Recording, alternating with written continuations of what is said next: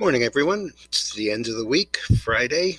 Your pre-opening comment. It's 8:59, and today is the 12th. This is video number 669, and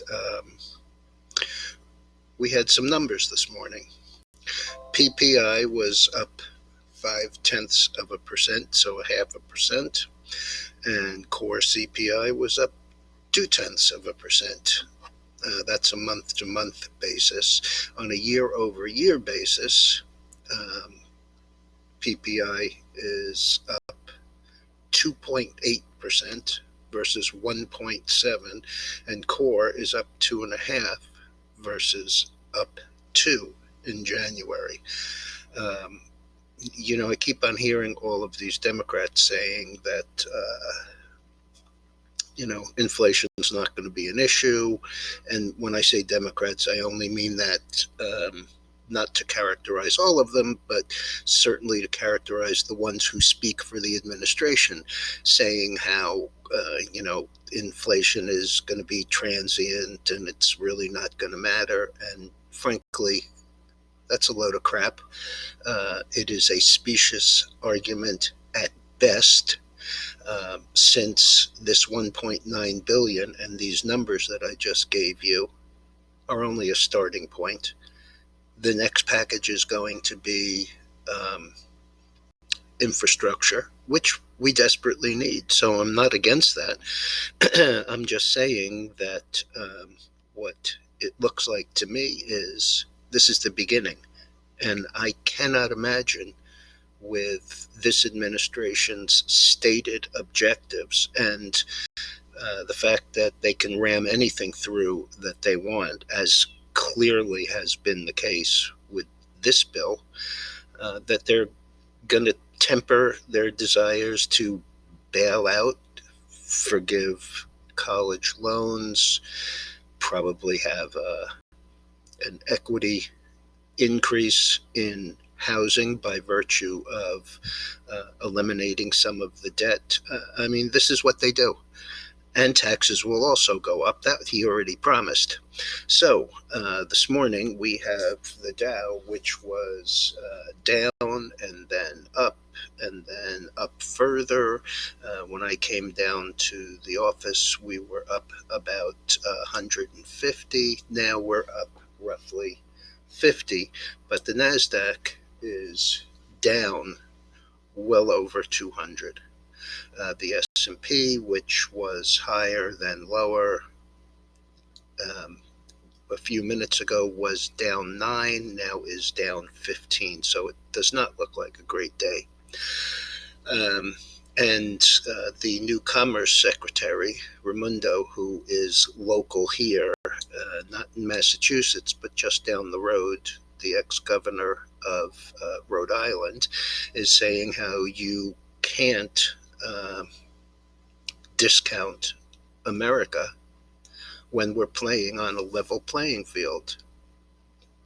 What a stupid thing to say. I don't think there's anybody who believes that we're actually on a level playing field. So, poorly chosen words. Okay, Poshmark beat top and bottom, but gave crappy guidance.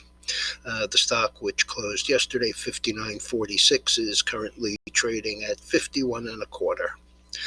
Novavax, 96% efficacy against mild cases, of COVID, 85% against more extreme. The stock is 218.75, up 31.12 or 16.6%. Ulta, new CEO, missed and severely punished. Not severely, but 8%. 218.89 down 28.61 or 8.2. Boeing in negotiations, not a signed deal yet, with Florida company 777 Partners for 20 more 737 Maxes. Boeing is probably the entire reason why the Dow is showing up 50, since it's up about two-thirds that at 256, up 4 in the real world, which converts into about 30 points. DocuSign beat top and bottom, okay guidance. Stock is still down. 215.40 down 982. And T-Mobile raised guidance, got recommended as overweight from market perform, and the stock is 128.01, up $2.02, just 1.6%. And one that I brought you earlier in the week, which I railed against pretty hard, this is Exela, EXELA, symbol XELA. It was the home run of the day on, I believe, Tuesday. The stock had started, it's a reverse, 1 for 3. The stock had started at $1.65, and on its news ran up to $7.82. Excuse me. And right now it's trading at $3.76, which is down 31 cents, but still up about 115% on the week.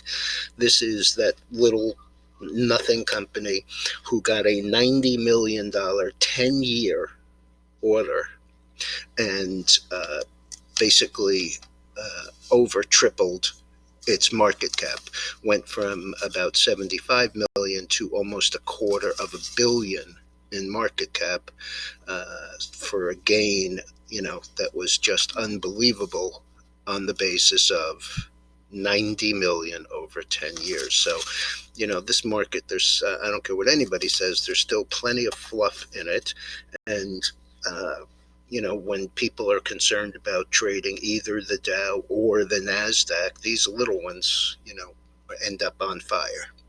Okay, so you would have thought with the PPI up as much as it was, especially on the year-over-year numbers, that the gold would be acting better. In point of fact, it's down $20. What I find interesting, and I'll let you be the judge, clearly we broke here into support, rallied up and could not get through resistance, and have broken to the downside. This was 9 out of 10 down days, and then we had 3 up days, followed by today giving up about half of the gain for the week. So it's still an okay week.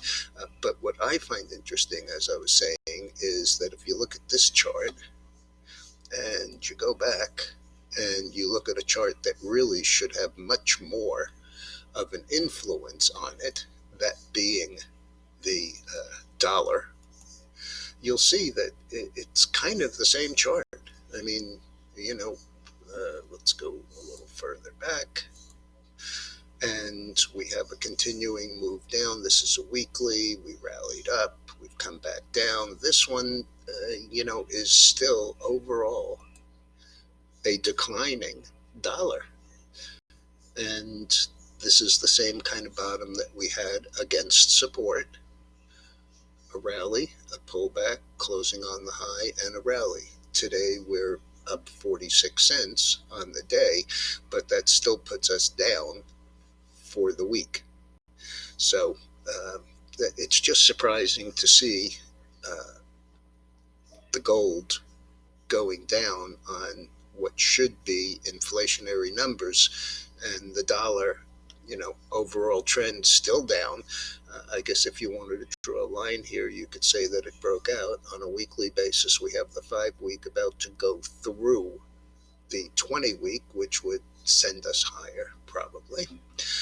And last but not least, the star of the show of late, down about 2,000 this morning, and that would be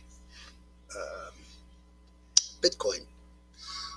Closes right here. This would be a new weekly closing high. If you go back and look just at the daily, same thing. Bottomed, broke out of that very defined area that I've quoted a bunch of times, 45 to 53, and continues higher. The high today is another new high, I believe, 57,725. Yesterday's 58,000. So it's not a new high. on the daily, but we will have to see exactly how this closes. Down 2,000 is, probably not going to hold here, as it hasn't of late. And I think that a clear and measured move from this consolidation from this high at 57,000, let's call it 58,000, down to 45,000 is 13,000 on the breakout. From 56,000 takes us right up to 69 to 70,000, which is pretty close to the 68 to 70 that I've been quoting all week. All right, everyone, be careful out there. It's a crazy day and it's a crazy market. And have a good weekend.